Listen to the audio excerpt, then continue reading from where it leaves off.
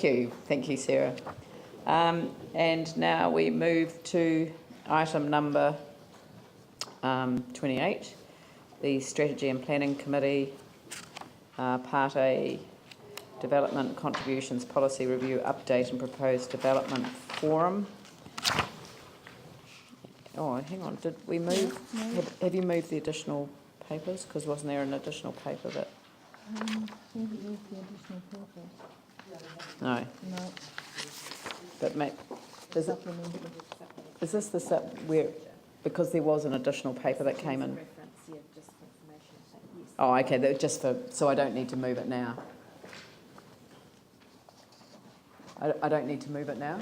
No, okay, all right, sorry, apologise.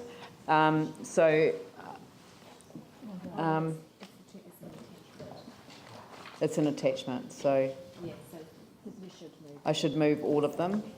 So why don't I just, okay, Phil Clearwater and, who am I looking at? Jamie Goff have moved and seconded that the supplementary reports be accepted onto the agenda. Yep. I'll put the motion. All those in favour say aye. Those opposed say no. That's carried. I only did that because there was a supplementary report, an appendix that came out for this report with the terms of reference for such a committee. So I'm assuming that Mr. Goff would like to move this resolution when we find it. Yeah. Who would like to second that? Paul Lonsdale. Just so I just want to double check something. Yeah, perfect. There was just a typo in the original agenda that came out. Yeah. Okay. So yeah, do we need someone at the staff at the table? Mr. Teelan, suspect.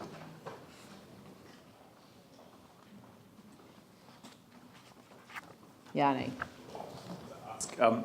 Given that DCs actually affect the wider community as well and residents, so the whole issue about DCs paying for community facilities, and if we don't charge DCs, obviously rates go up.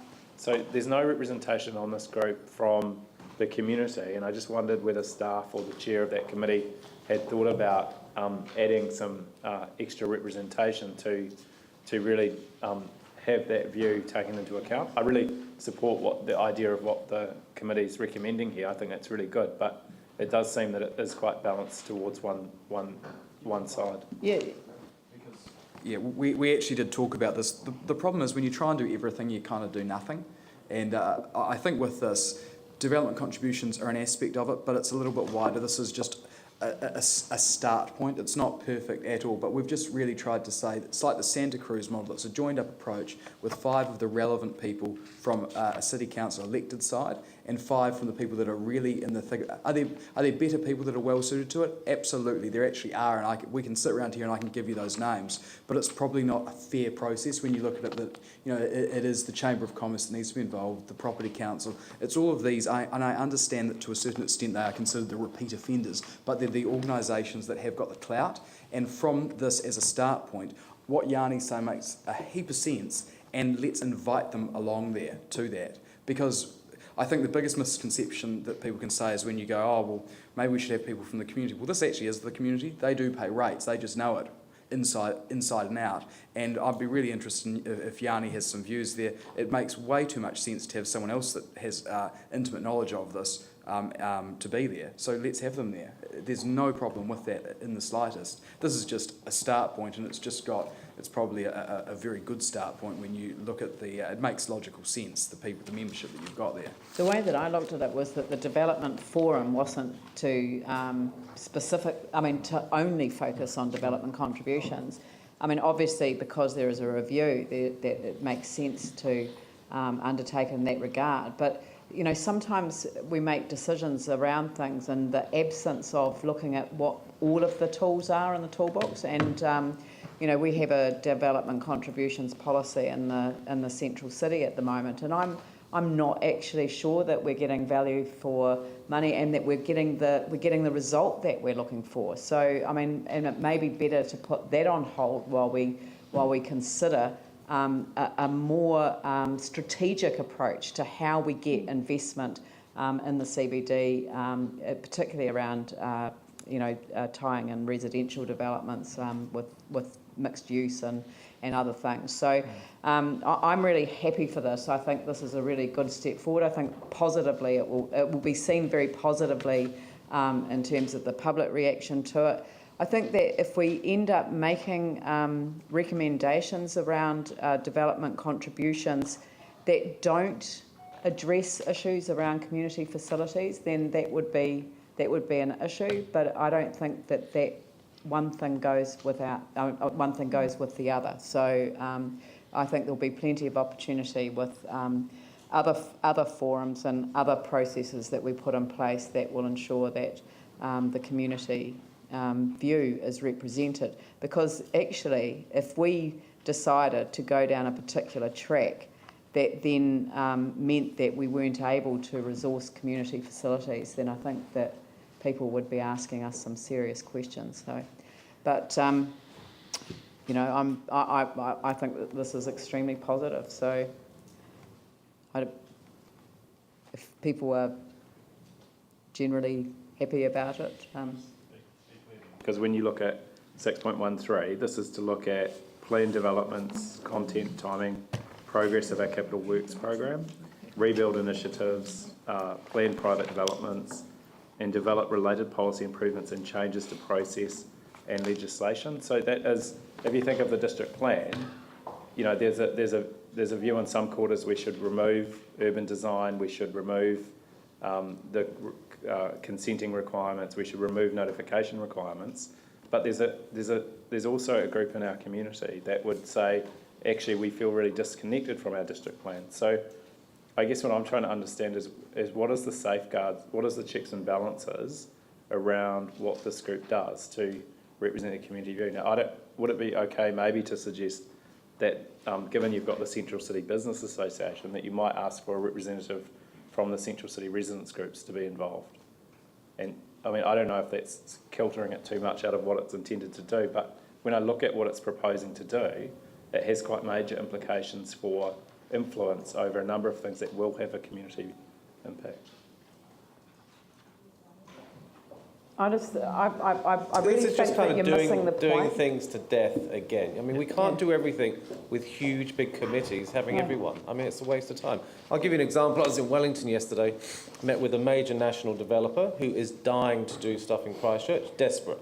It doesn't work, It just does not stack up. And this forum is the type of place where we can try and work out how we're going to make it possible for people to build stuff here. Because without that, there's not going to be any communities. Yeah.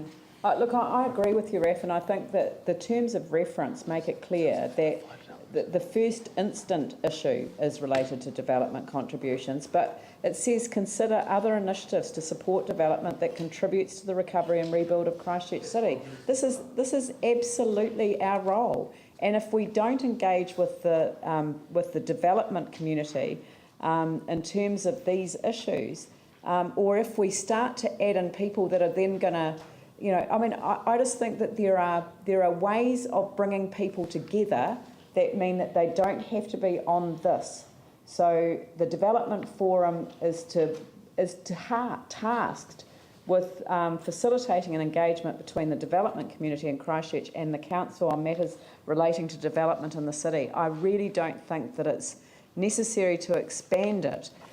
There are lots of forums where we can bring other parties together to discuss the ideas that might be generated, but I think that really to focus the attention on what works, what doesn't work, that's our role, that's what we need to be doing.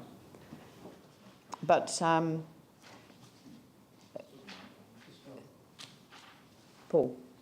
We have a problem with development in the city. We know that we're not getting the investment put in. We are very, very lucky in actual fact that we have committed property owners that actually live in the city that are actually willing to reinvest their money right at this point.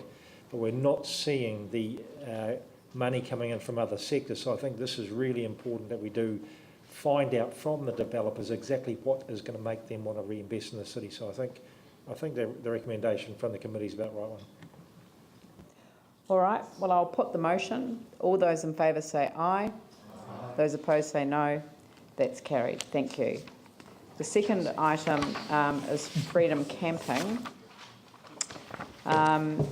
monitoring and compliance approach. And the recommendation is that the council receive the report and endorse the educative monitoring compliance approach until March 2015, when staff will report back. And I think that Jamie wants to move it, but Andrew wants to second it. Are there any questions on it? I'll put the motion. All those in favour? Sorry, questions to debate. Oh, okay. I was trying to make up for lost time. Yeah, fair enough. Glenn? Cool, okay. If I may say, when Andrew first proposed this, it was discussed with regard to freedom camping where people can and can't go. I'm interested in the can, and that's actually been noted in the report, particularly in relation to New Brighton and other areas where people are desperate for shelter. So they are actually looking for options. So I do realise that the frame of this report is about freedom camping and compliance. I think what you're referring to by way of homelessness is regard to the first two kind of categories, voluntary and assisted. Is that right, in the matrix that you've got there? As opposed to those who may choose to intentionally violate. Sort of. So we do notice that there are two types of freedom camping opportunities being developed. It's those who are tourists and those who are homeless because they choose to be, or because they're in genuine situations where they don't have a fixed abode. So we would want to work with them in that voluntary assisted category around homelessness and help facilitate them go to the right places that they need to go. So, and freedom camping under the Freedom Camping Act says that freedom camping is permitted anywhere unless there's a bylaw that restricts the location or any other enactment that would restrict that, and that might be a bylaw. We've got a Parks and Reserves bylaw that restricts or provides for no camping unless there's some permission provided by council. So we're just trying to manage the people who are living in, obviously we've got people who are living in caravans on the sides of roads, you know, their houses not being fixed, so we don't want to be necessarily causing them undue stress about going somewhere else, but we also need to manage people who are also parking in long-term on council streets in areas where they can park, but it's not necessarily appealing to their neighbours. Thank you for that. I might declare my hand at this point. I will support it, but I just want to say that I'm particularly interested in the can side of the equation. We're beginning to have approaches from people seeking shelter, both in the CBD and outlying suburbs, and I can see there's some money on budget, so I just want to let you know we've begun these conversations in the Housing Committee, and I will be seeking to elevate this in the future. Paul Lonsdale? I think actually Glenn has actually touched on a point that that may very well become an issue long term. If we don't put some can into the equation, we will have people sitting up on the streets because it's easier and it's cheaper, and we do need to find a way we can actually manage it in a way that actually helps people out in the short term, but in the long term we need to figure out a better solution. Very good. Did you want to have something to say, Mike? I think that the comment by the two councillors is quite relevant, but we are actually moving from freedom camping, which is really associated with the recreational activity, to people living on the streets. And I suppose that's the connection that that I think you're picking up. And that, so in fact, if we can actually take out of the equation those people who are living on the streets because they're out of need or choice, as opposed to people who are casually living on the streets as part of a recreation activity or a visit or something, I mean, I think we'd all be supportive of that. Andrew? And I'll keep this brief. This is the logical next step in the stream of work that came about as a result of largely as a result of the complaints that came out of Akaroa over the summer. So I certainly welcome this report. The Akaroa Wairewa Community Board had a briefing on the content of the report a few weeks ago, and I make the point that they were supportive of what's proposed here. So that was good to have the support of that board. And I just draw attention to the second part of the resolution, the reporting back. March 2015, and I think this was referred to in the original resolution, so that we've got the benefit of being able to do this work over the summer and then look at its effectiveness and work out any next steps if required at that stage. We also are aware, and this is in the can-do part of this, aware of two positive things that are happening on the peninsula at the moment. We had a deputation yesterday to the Akaroa Wairewa Community Board from representatives of the New Zealand Motor Caravan Association, who are seeking to set up a camping ground at Takamatua, just outside of Akaroa, so that's positive. And the Rod Donald Banks Peninsula Trust are also looking at camping opportunities on the peninsula as part of their recreational work as well. So for all this report is mainly around enforcement, there is some positive work going on in the background, and I'll certainly be very happy to keep staff aware of that. Great. Thank you. Right, okay, I'll put the motion. All those in favour say aye. Aye. Those opposed say no. That's carried. And we've got 2 minutes left before I declare the meeting adjourned. So let's just try alcohol restrictions in public places bylaw, clause 29.